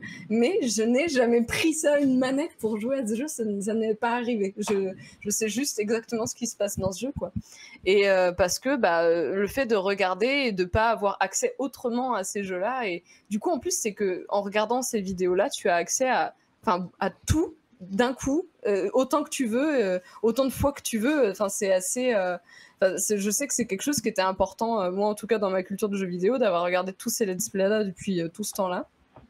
J'ai aussi tout ce rapport à avoir regardé les cousins, les cousines, les amis jouer à des jeux et essayer en tout cas, ça reste dans ta mémoire, ça reste quelque chose qui est dans ton bagage de culture du jeu et que tu peux ressortir. Tu sais si tu dois travailler sur un jeu, mais même moi je suis graphiste, mais si je dois aider éventuellement mes collègues en disant qu'ils sont bloqués sur un truc, j'ai cette ref là, si jamais je vous la pose, je vous la donne et vous pourrez aller la checker si ça vous intéresse. Et ça fait une certaine banque de données dans la tête que tu as et que tu peux sortir. Et moi je sais que c'était quelque chose que qui est important. Et même aujourd'hui, c'est des trucs qu'on continue de faire. Après, je pense que dans notre métier, on le fait tous. Déjà en étudiant, quand on est en études, si jamais on passe par des études de jeux vidéo précisément, et ben il y a tout ce que quand on devait faire des exposés, des choses comme ça, regarder des présentations et entendre des gens parler des références qu'ils ont, etc. Et expliquer comment un jeu fonctionne, etc. On en apprenait aussi par ces biais-là, par les études, c'était super intéressant. Moi, j'adorais regarder ceux des autres, les faire, ça me stressait trop, j'aimais pas du tout, mais regarder, c'était très bien. Et aujourd'hui, c'est encore une fois, regarder tous les events, enfin, moi, je sais que j'y prends plaisir, mais je comprends que des gens puissent ne pas du tout apprécier regarder l'E3 parce que ça peut être très saoulant. Mais moi, je sais que j'aime beaucoup regarder ce qui se fait, regarder, et je sais que je jouerai pas la moitié des jeux qui vont passer à l'E3, mais j'aurais vu, j'aurais peut-être noté et j'irais peut-être me renseigner parce que j'aurais vu ce bout d'image et je vais continuer de regarder par justement un streamer ou quelque chose comme ça parce que le jeu m'intéresse. Là, 12 minutes, je l'ai regardé en entier jouer. J'y jouerai pas forcément moi-même parce que j'ai plein d'autres jeux à tester qui sûrement m'intéressent plus, mais je voulais le voir parce qu'il m'intéressait depuis le jour où je l'ai croisé. Et je trouve que c'est une pratique qui est importante aussi et qu'on est presque un peu obligé de faire parce qu'on ne peut pas acheter et jouer à tous les jeux de notre métier, c'est pas possible. Voilà. Grave d'accord. Ouais. Si je peux rebondir dans mon coin, je suis très d'accord avec tout ce que tu dis, Jeanne. Et moi, je vais remonter un petit peu plus loin dans la cour de collège ou juste d'école. Je trouve que la première chose qui a fait que j'ai apprécié un jeu ou j'ai appris à connaître un jeu sans forcément y jouer, c'était les fandoms. Ça retombe un petit peu dans l'univers forum RP et tout ça. Mais comme on disait, il y a des barrières économiques et on ne pouvait pas avoir tous les jeux. Enfin, des problématiques de temps, il y a énormément de choses qu'on peut faire. Et je sais que par exemple, dans mon groupe d'amis, quand j'étais au collège, il y avait plein de mes copines qui étaient très fans de la série Tales of. Moi, j'avais pas la possibilité de jouer au Tales of. Et du coup, tout ce que j'apprenais, c'était par rapport à elles. On faisait beaucoup de dessins entre nous, on créait beaucoup d'histoires. Et en fait, par rapport à ça, je connais des trucs sur l'univers Tales of, alors qu'en vrai, je crois que j'ai jamais vraiment... Tout ce que je sais de Tales of, je le sais de façon involontaire. Voilà, parce qu'en vrai, je crois que je voulais jouer à Four Houses dernièrement. Mais même là, je ne l'ai pas fait parce que voilà, manque de temps, je ne sais pas. Mais je sais beaucoup de choses sur cette franchise. Et maintenant, ça s'est un petit peu démocratisé avec les streams et tout ça, le fait de regarder quelqu'un jouer. Moi, c'est comme ça que je consommais du jeu vidéo. Je parlais de mon grand frère un petit peu plus tôt lors de cette table ronde. L'un de mes souvenirs d'enfance, c'est que je lui achetais des jeux, que moi on me disait que j'étais trop jeune ou que c'était pas pour moi et tout ça, pour que lui il y joue et que moi je les regarde. Donc j'ai acheté Final Fantasy VII, qui s'est avéré être un de mes jeux préférés que j'ai récupéré et tout ça. Et j'ai acheté Resident Evil 2 dans un vidéoclub. Voilà, je drop. Dans un vidéoclub et j'aimais trop, j'étais ultra fan, et lui, il a eu trop peur, il a dû le rendre parce que c'était un cadeau, il a dû le rendre pour s'en acheter un autre parce qu'il aimait pas. Et moi, j'étais deg parce que j'avais acheté pour que moi, je regarde parce que je pouvais pas, j'avais pas le droit. Et voilà, donc ça a été quand même une façon détournée pour moi d'apprécier un jeu parce que je pouvais pas jouer à tout. Et ça allait rester maintenant, et je sais que quand j'ai commencé ma vie professionnelle, on me disait « Mais du coup, toi, t'es joueuse ?» C'est un petit peu... voilà. Habituellement, je dis oui parce que je joue, il n'y a pas de souci, je joue à plein de choses. Mais je souligne quand même que je joue beaucoup, mais une de mes façons de consommer le jeu, c'est aussi de regarder. Et il y a une autre raison pour ça, c'est que quand je joue, je rage-quitte beaucoup. Voilà, si les choses ne font pas ce que je veux, j'arrête. Je peux m'énerver très très vite. Et je sais pas, il y a des jeux comme ça, je sais pas, je vais penser à un Prince of Persia ou plus récemment même les Assassin's Creed, où je sais pas, tu sais, faut être sneaky et tout, faut rentrer dans les trucs. Ouais, moi j'ai pas le temps pour ça. Mais par contre, j'apprécie le jeu, j'apprécie l'écriture, j'apprécie les personnages, mais j'y joue pas parce que c'est relou. Donc le jeu peut être très bien, il est super super addictif quand tu le regardes, mais je sais qu'une fois que j'ai la manette en main, c'est pas la même expérience. Et en fait, c'est ça, il y a des différences d'expérience. Et maintenant, je connais un petit peu mieux les jeux que je vais plus apprécier en regardant et les jeux que je vais plus apprécier en jouant. Je pense que c'est un entre-deux à trouver un petit peu.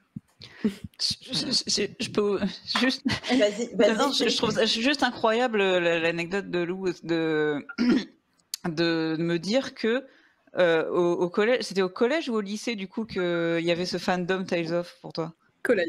Collège, tu vois, mais c'est incroyable.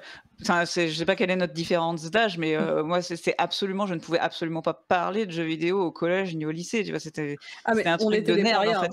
Hein, on était des parias. Oui, oui, en plus, on était des filles. Oui, non, mais en plus, mais voilà, pour moi, ça me semble impossible en fait, quoi, que de pouvoir parler de jeux vidéo en fait au collège ou au lycée en tant que fille, quoi. Mais c'était peut-être à mon époque, je sais pas comment c'est maintenant. J'espère que c'est un petit peu mieux. J'espère, mais je trouve ça incroyable, quoi, comme anecdote, de ressentis complètement différents du coup qu'on a, quoi. C'est chouette quand même. Ouais, franchement, c'était chouette. Mais comme je disais, on était un petit peu mal vus. Enfin, voilà, c'était la période collège. Je pense que ça n'a pas été génial pour tout le monde. Non. Voilà. Pas ouf. Et donc, nous, on était dans notre coin. On faisait des dessins, on faisait des fan art, beaucoup, de Tales of. Ça, c'est ça, c'est génial. Je trouve ça génial. Et d'ailleurs, ça me fait rebondir sur autre chose, mais on parlait des JDR tout à l'heure. Et je sais que moi, je fais beaucoup de JDR en tant que maître du jeu, surtout.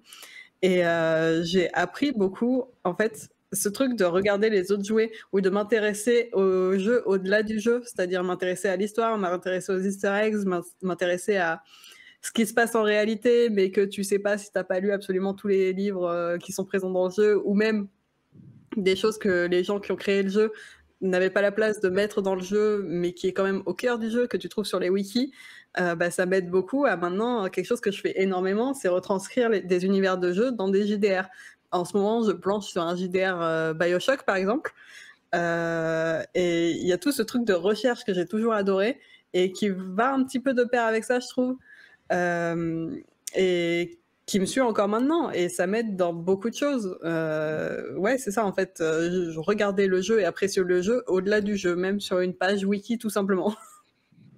Ouais, clairement, tu as quelque chose qui vient beaucoup de ça dans la culture fandom, justement, d'aller rechercher exactement la plus petite niche, savoir tout et réparer ce dont tu estimes que ça ne fonctionne pas et ainsi de suite.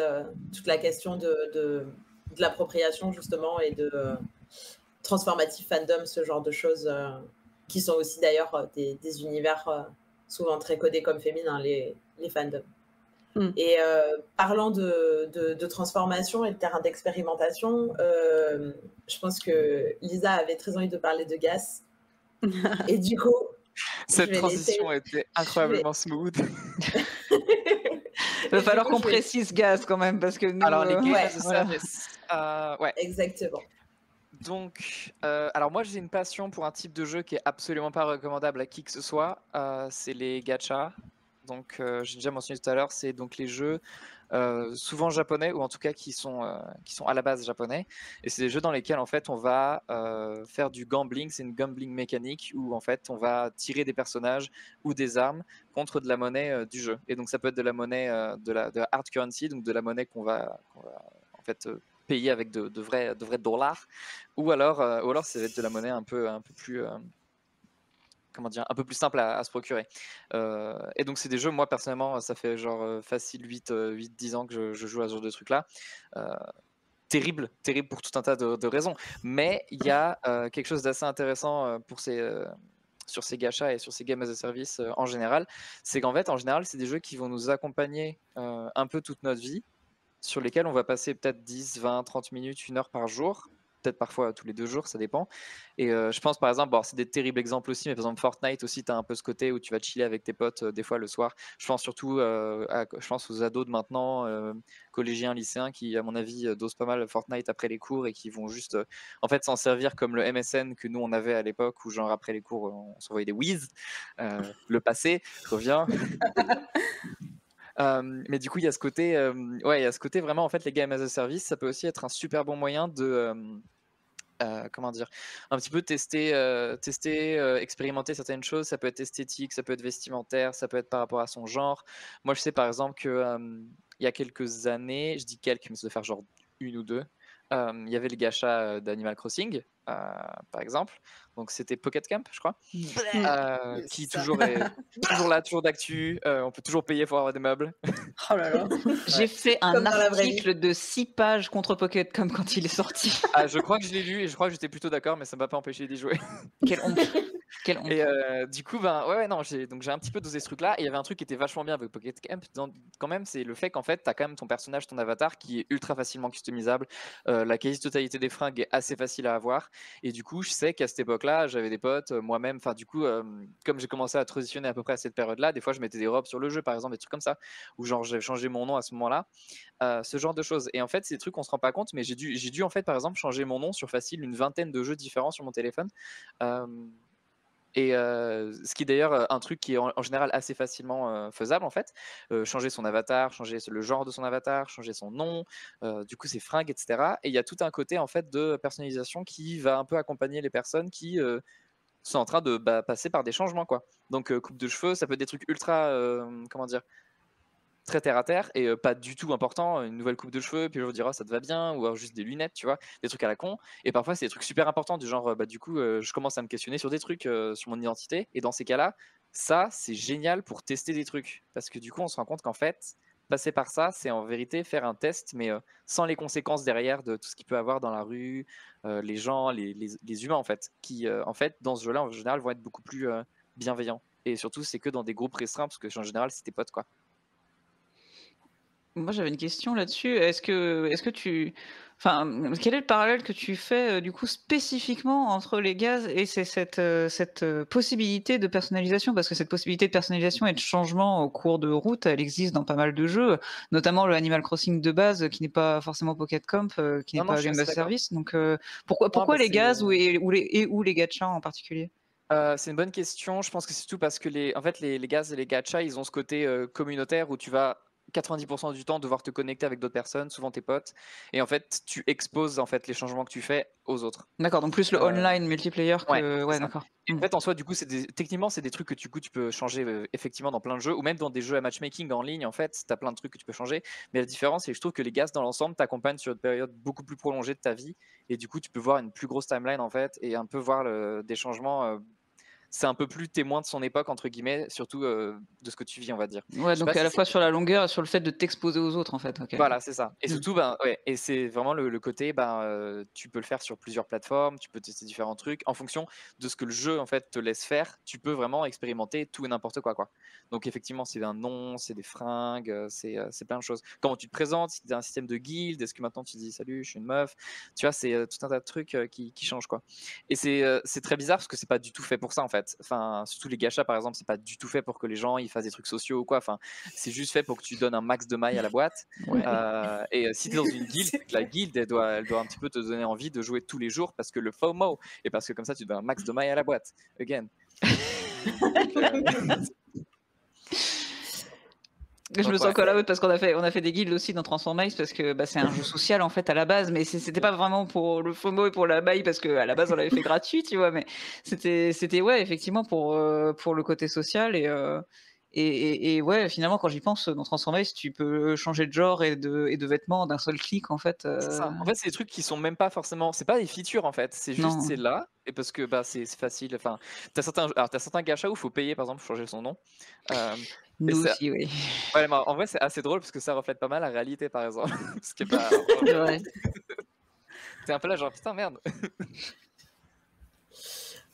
Effectivement. Bon, je vous cache pas que l'heure a vachement tourné et qu'il nous reste vraiment juste 5 toutes petites minutes pour conclure. Et du coup, on va juste faire un petit tour de table de 1 minute par personne sur... moi, voilà, je vois beaucoup de choses de pratiques qui reviennent, beaucoup de jeux aussi qui m'évoquent pas mal les choses dont on a parlé avec beaucoup de nostalgie là, et notamment des pratiques de jeux sociaux, mais en groupe préconstitués, c'est-à-dire qui sortent un peu de toute la grosse période qu'on a eue où c'était beaucoup de matchmaking, de choses comme ça, des jeux comme Among Us, sur laquelle effectivement tu peux jouer avec des gens que tu connais pas, mais tu peux aussi jouer avec des gens que tu connais, et c'est globalement une grosse partie de la pratique. Tous les jeux de type Wholesome Games aussi, les hyper casual et ainsi de suite, qui sont des jeux justement qui remettent à l'honneur des mécaniques. Typiquement, on parlait des WC de Digimon World tout à l'heure, mais en fait, il y a un certain nombre d'hyper casual type Tamagotchi dans lesquels la problématique des toilettes, elle est toujours là. Et du coup, voilà, donc je me demandais, est-ce que la nostalgie vient là? Est-ce qu'elle arrive? Est-ce que c'est le takeover de tous ces jeux oubliés parce que jeux de meufs, parce que jeux de pauvres, parce que jeux de pas les vrais jeux? Et je sais pas, Mélie, si tu veux commencer. Est-ce que vous avez déjà vu le jeu qui s'appelle Pou? Non. Pou, P-O-U. Non. La régie, si on peut avoir une image de ça. Je sais pas si vous allez pouvoir trouver, parce que c'est un jeu, c'est un caca. Voilà, c'est Pou. Ah, ok. Ça, c'est oui, Pou. si. C'est un caca, c'est hyper populaire au Brésil, surtout, toute l'Amérique latine. C'est une sorte de Tamagotchi, mais ça a commencé comme un Tamagotchi vraiment très simple. Et vraiment, ouais, tu nettoyais juste son caca, quoi, et puis tu pouvais l'habiller, puis c'était tout, en fait. Et ça a été hyper populaire. Ils se sont fait ils ont eu des millions de joueurs, etc. Donc, je pense qu'il y a encore, voilà, ça c'est Pou. Ah ouais. Merci Incroyable. la régie, vous êtes incroyable. Incroyable, putting the she in Tamagotchi, quoi. Voilà, c'est un peu ça. Tu l'avais préparé celle-là, c'est pas possible. Non, je connais absolument pas ce jeu, mais par contre, je pense, du coup, je vais vous laisser C'est un caca. dans 5 minutes. Donc, oui.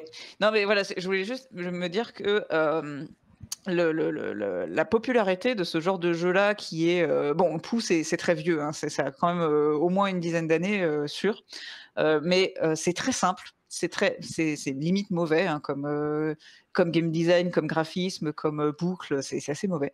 Mais la simplicité du truc, la popularité de ce jeu me fait dire qu'il y a une place encore pour les jeux comme ça, pour les jeux simples, les jeux care, les petits jeux électroniques de notre enfance, les jeux de la nostalgie, effectivement. Alors peut-être pas avec les mécaniques de bâton qu'on pouvait avoir à l'époque, parce que aujourd'hui, comme je l'ai dit, je pense que la société est pas prête à ça. Mais j'y crois, et j'espère bien que le prochain que je ferai soit dans cette mouvance-là. Lou? Ouais, alors moi de mon côté, je suis vraiment super contente qu'on soit là pour en parler. Et je trouve que ça prouve que il y a quand même un public je dirais pas de plus en plus grand, je pense qu'il a toujours existé, mais que maintenant on a de plus en plus d'espaces d'expression, que ce soit pour les jeux hyper casual, les serious games, bref, tout ce qui était pas vu comme du vrai jeu quand j'étais petite, ou du jeu pour garçons dans les années 90. On a de plus en plus de moyens d'expression, et d'ailleurs ça se voit sur les streams, les streamings, voilà, les gachas, enfin je sais pas, tout ce dont on a parlé, qui en fait sont en train de remonter en force. Et je pense que ça vient aussi du fait que, comme on a dit, c'est une porte d'entrée exceptionnelle pour les jeux en général, et pour ces motifs d'expression-là. Je pense qu'on a été beaucoup à... Moi, je suis pas développeuse, je suis dans le marketing, et pourtant j'ai pris des bases de code, c'est parce que j'adore le visual novel, et que je me suis dit ce serait rigolo, j'aime bien les histoires, je vais faire mon visual novel. Enfin voilà, c'est une porte d'entrée qui est peut-être un petit peu plus facile, je sais pas, je dis ça, j'en sais rien, techniquement, qu'un gros shooter, voilà, à la Call of, ou je sais pas. Où on peut raconter des histoires un petit peu plus sympas. Et d'ailleurs, je trouve que ça se relie aussi avec le fait qu'on s'est aperçu ces derniers temps que la représentation, c'est super importante. C'est super important. Et les wholesome games, il y en a beaucoup qui sont juste wholesome, et moi, ça me va très bien, parce que je trouve qu'aussi, on a le droit de prendre du temps sans avoir à penser politique et tout ça. Donc c'est bien d'en avoir. Mais les wholesome games, il y en a souvent qui sont pas si wholesome que ça non plus. Et que quand tu regardes un petit peu plus, il y a des messages qui sont passés, il y a des personnes concernées qui commencent à créer leur jeu, à se donner des espaces en fait d'expression aussi. Il y en a de plus en plus. Et je dis pas ça parce que je jouais à Road 96 tout à l'heure, mais c'est le cas aussi des jeux narratifs. Enfin voilà, il y a de plus en plus... Ouais, en fait, je trouve ça génial, le fait que plus en plus de personnes puissent s'exprimer, et ça passe souvent par des jeux qui sont vus comme hyper casus. Jeanne? Bah, si je devais je suis vraiment très d'accord très souvent avec ce que dit Lou et c'est vraiment des choses que c'est à peu près ce que j'ai à dire aussi, c'est que ouais, je suis aussi vraiment très contente aujourd'hui de voir que bah c'est là où je suis d'accord avec Lou aussi, c'est que depuis longtemps, beaucoup de gens différents jouent au jeu. Mais je trouve que de plus en plus, on commence à le comprendre et à s'adresser à ce public aussi. Avant, les gens jouaient, mais on s'adressait pas à eux, mais ils jouaient quand même. Maintenant, on s'adresse aussi à eux sur certains. Quand on pense au public cible, eh ben, on va se dire tiens, bah ces gens-là, eux aussi, ils vont y jouer, ils vont nous donner de l'argent, on veut cet argent, donnez-le nous. Et du coup, c'est bon. L'intérêt reste toujours le même, c'est de se faire de la maille, mais au moins ça rentre dans la réflexion que ces gens existent, ils jouent, ils sont là et ils ont pas des besoins, je sais pas, mais en tout cas si besoin d'être considérés et respectés, ça c'est clair, et qu'aussi bah, ces gens-là aujourd'hui, donc les gens qu'on était petits, maintenant ils sont plus grands et ils font des studios aussi et ils font les jeux, ils sont dans les studios de jeux en tant que travailleurs, travailleuses. Et du coup, c'est super important parce que c'est des gens qui, bah, comme nous, ce soir-là, bah, vont apporter ce vécu, ces expériences, cette culture, contre-culture du jeu vidéo, etc. Et du coup, on va faire des jeux qui sont autres que le 15e shooter qu'on aura déjà vu, mais que, oh, il a un skin différent par un autre studio, mais c'est le même jeu. Et que, bon, à chaque fois que je vois un sortir, je fais, ah, à cet event-là, c'est le 15e que j'ai vu.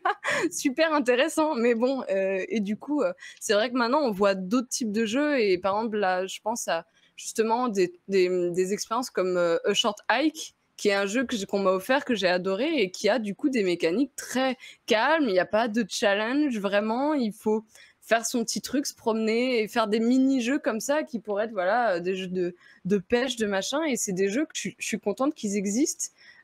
Et je pense que c'est lié à justement bah, toute cette progression qu'on a aujourd'hui à englober de plus en plus de gens avec plus en plus de vécu, de plus en plus de culture, de manière de voir les choses et qui du coup offre des jeux beaucoup plus différents que ce que parfois on avait par le passé. Et ça, je trouve ça trop cool et je suis contente de voir plein de studios popper comme ça avec des intentions intéressantes derrière et plutôt positives en général. Donc en espérant que ça marche, parce que ça c'est encore une autre chose, les intentions et la réalisation, mais déjà il y a l'intention, plus que d'autres studios. Bon voilà. C'est un bon début. Lisa, vraiment en 30 secondes, si tu veux conclure. Ah, moi je suis d'accord avec tout. Moi je suis juste ultra contente dans l'ensemble qu'il y ait de plus en plus d'expériences différentes qui soient disponibles pour un maximum de gens. Ça fait longtemps que plein de gens jouent, mais j'ai l'impression que maintenant ça inclut encore plus de personnes. Et du coup pour moi les pratiques marginales existent de moins en moins parce qu'en fait tout le monde peut trouver sa niche. Et finalement, il y a tellement maintenant de micro-scènes en fait dans les jeux vidéo, c'est super intéressant et il y en a vraiment pour tout le monde. Et il y a ce côté un peu genre, bah, j'ai un petit frère, il a genre 14 ans, il fait du RP sur Discord. Ça me termine. Et ma mère, par exemple, elle joue à Monument Valley et ça paraît moins choquant, mais ça me termine aussi. Et tout ça, c'est des trucs, finalement, ça devient de moins en moins marginal en fait, de jouer aux jeux vidéo. Et juste ce concept-là, je trouve, c'est incroyable parce que ça ouvre plein de portes. Ma mère va me doser à Pokémon Go et à Just Dance. Lourd. Et je pense que personne n'explose le temps de jeu hebdomadaire de ma grand-mère sur environ 70 jeux sociaux des internets. C'est à chaque fois qu'elle me dit oh mais tu sais tes jeux vidéo, je suis là genre oh là là mais moi je joue 3 heures par semaine mamie, on me la fait pas. Bon, ben, il nous reste 1 minute pour rendre l'antenne et puis envoyer Camille et Clémentine. Donc, je pense l'avantage, c'est qu'elles ne pourront pas me taper sur les doigts parce qu'elles seront en live. Mais on va rendre l'antenne. Merci à toutes les personnes dans le chat. Désolée qu'on soit encore vachement trop disserte pour laisser de la place aux questions. Je jure que demain, j'essaye qu'il y en ait. Promis. Désolée, c'est ma faute, j'ai trop parlé. Bonne soirée à tout le monde. Merci beaucoup, du coup, Mélanie, Jeanne, Lou, Lisa, d'avoir été avec nous ce soir. Camille, Clémentine qui vont discuter du X et de jeux casu parce qu'on est là pour ça tout de suite. Et ensuite, n'oubliez pas de rester pour le stream ce soir. C'est Camille et Juliette qui vont faire du hardcore Sims 4. Ça existe. Lourd. Des bisous. Bonne Merci soirée à à tous. tous.